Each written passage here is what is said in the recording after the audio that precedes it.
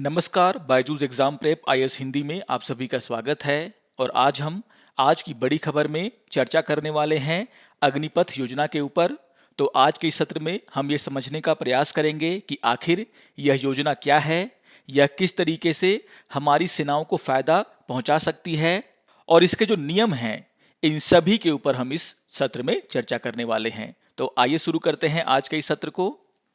आप सभी को पता होगा कि सरकार के द्वारा मंगलवार को तीनों सेनाओं के लिए सैनिकों की भर्ती के लिए एक नई योजना का अनावरण किया गया है, जिसका नाम रखा गया है अग्निपथ योजना। इस योजना को कैबिनेट समिति के द्वारा मंजूरी दे दी गई है और इस योजना के तहत जिन सैनिकों की भर्ती की जाएगी उन्हें अग्निवीर कहा जाएगा। अगर हम इस योजना की बात करें तो यहाँ पर यह कहा गया है कि इस योजना के तहत सालाना 45 से 50 हजार सैनिकों की भर्ती की जाएगी। लेकिन यहाँ पर जो सैनिक भर्ती किए जाएंगे उसमें से अधिकांश सैनिक 4 वर्षों की सेवा के बाद सेना को छोड़ सकते हैं। और यहाँ पर सरकार का ये कहना है कि जितनी भी भर्तियां इस योजना के तहत होंगी उनमें से केवल 25% को ही अस्थायी कमीशन के तहत अगले 15 वर्षों तक सेना में रखा जाएगा।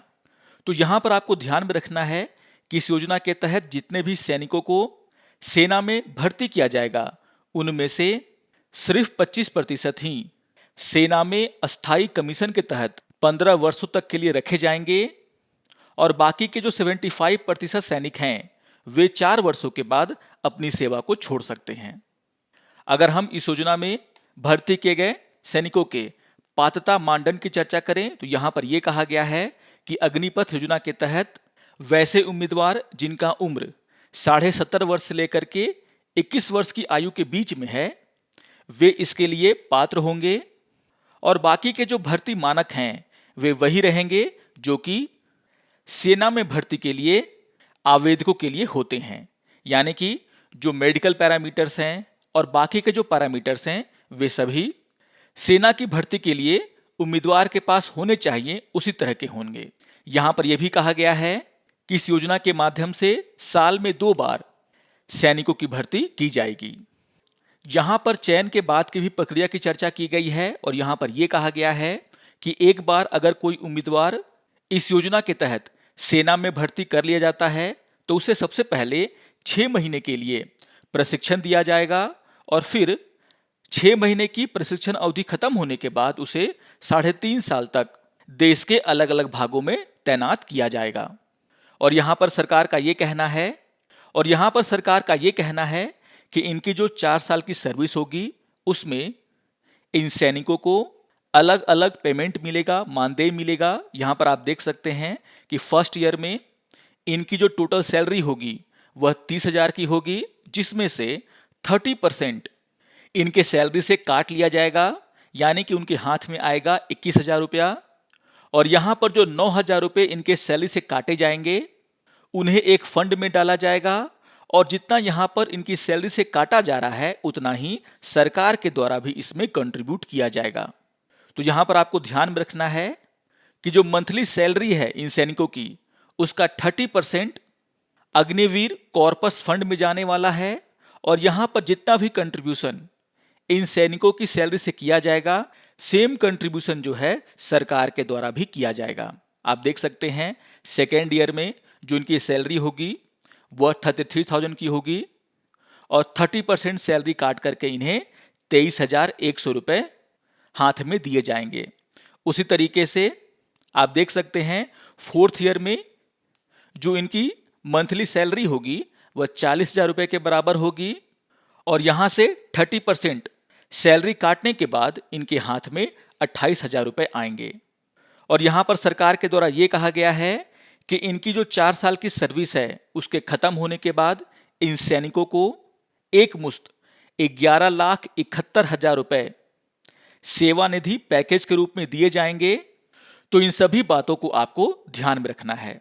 आपको यह भी ध्यान में रखना है कि उनकी जो 4 साल की सर्विस होगी उसके दौरान उन्हें जो है 48 लाख रुपए का जीवन बीमा कवर भी मिलेगा।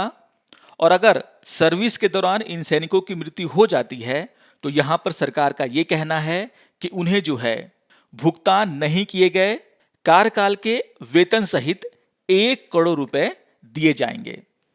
जैसा कि मैंने कहा कि इन सभी सैनिकों में से केवल 25% सैनिक ही संबंधित सेवाओं में 15 साल की अवधि के लिए वापस भर्ती किए जा सकते हैं।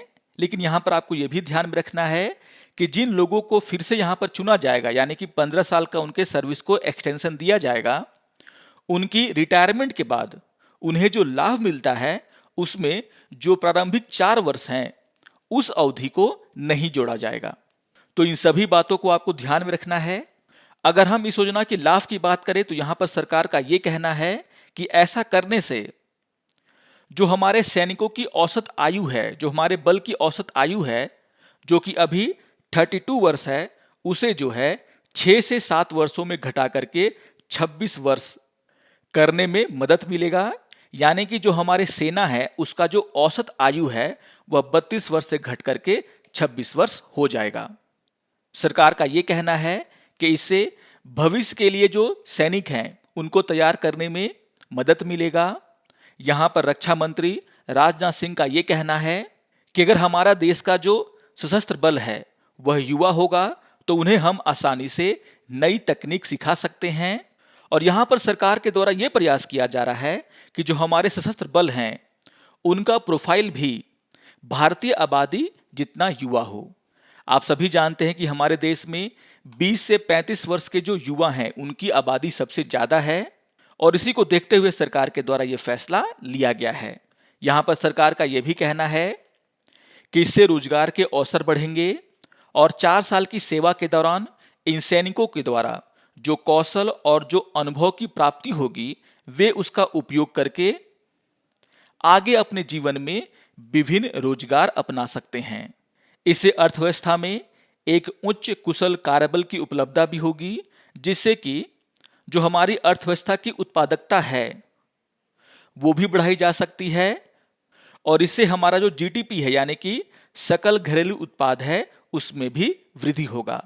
तो यहां पर सरकार का यह कहना है कि जिस तरह की ट्रेनिंग यहां पर लोगों को दी जाएगी उस कौशल का, उस अनुभव का उपयोग करके वे विभिन्न क्षेत्रों में रोजगार अपना सकते हैं और इसके कारण जो एक कुशल कार्यबल की कमी हमारे देश में है हम इस कमी को भी दूर कर सकते हैं। तो यहां पर सरकार के अपने तर्क हैं।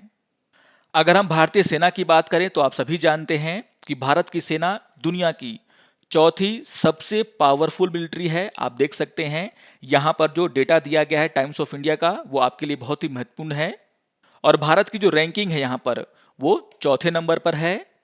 इसी तरीके से आप देख सकते हैं कि अगर हम सैनिकों की संख्या की दृष्टि से देखें तो भारत का जो स्थान है वह चीन के बाद दूसरा है। यहां पर इस बात को ही बताया गया है कि प्रत्येक 1000 व्यक्ति पर जो हमारे देश में सैनिकों की संख्या है उस मामले में जो भारत की रैंकिंग है वह चौथी है। आप देख सकते हैं यहां पर पहले नंबर पर वियतनाम, दूसरे नंबर पर नॉर्थ कोरिया, तीसरे नंबर पर साउथ कोरिया और चौथे नंबर पर भारत का स्थान आता है। अगर हम सेनाओं पर किए गए खर्च की बात करें तो यहां पर आप देख सकते हैं कि भारत जो है सेनाओं पर खर्च के मामले में दुनिया में तीसरे नंबर पर है। पहले नंबर पर यूएस, दूसरे नंबर पर चाइना और तीसरे नंबर पर भारत है। तो आप ये सभी रैंकिंग एक बार जरूर रिवाइज कर लेंगे इस टॉपिक के बहाने। जो हमारे देश की मिलिट्री की जो पोजीशन है अलग अलग स्तरों पर उसकी रिवीजन जो है आपको यहां पर हो जाएगी। अगर हम जीडीपी के स्तर पर देखें कि भारत कितना जो है अपनी जीडीपी का सेनाओं पर खर्च करता है तो यहां पर जो भारत की रैंकिंग है वह 6वीं है। आप देख सकते हैं कि भारत अपनी जीडीपी का 2.7% अपनी सेना पे खर्च करता है। तो इन सभी बातों को आप लोग ध्यान में रखेंगे। तो आशा करता हूं कि आपको आज का ये बड़ी खबर पसंद आया होगा। ये योजना क्या है, इसके कौन कौन से प्रावधान हैं, इन सभी के ऊपर मैंने यहां पर चर्चा की है। आप सभी को इसको एक बार रिवाइज कर लेना है। अगर आपको ये वीडियो अच्छा लगे तो आप जरूर इसे लाइक करें, शेयर करें और दूसरों को भी सब्सक्राइब करने के लिए प्रेरित करें। तो मिलते हैं आज की बड़ी खबर के अगले अंक में। तब तक के लिए नमस्कार और धन्यवाद।